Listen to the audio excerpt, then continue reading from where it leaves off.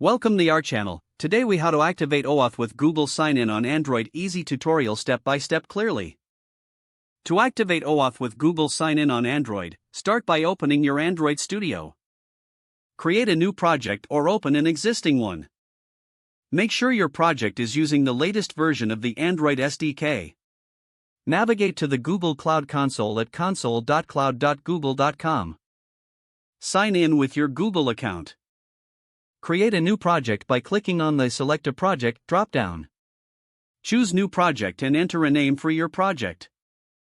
Once the project is created, click Create Credentials.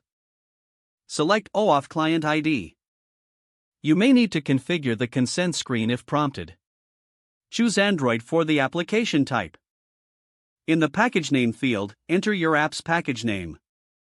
You can find this in your app-level build.gradle file.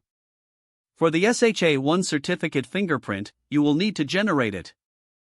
Open a terminal window or command prompt. Use the command key tool to generate the SHA-1 fingerprint. Run this command, keytool list v keystore your keystorefile.jks alias your alias name. Replace your keystorefile.jks and your alias name with your specific details. Copy the SHA-1 fingerprint. Return to the Google Cloud Console and paste it into the appropriate field. Click Create.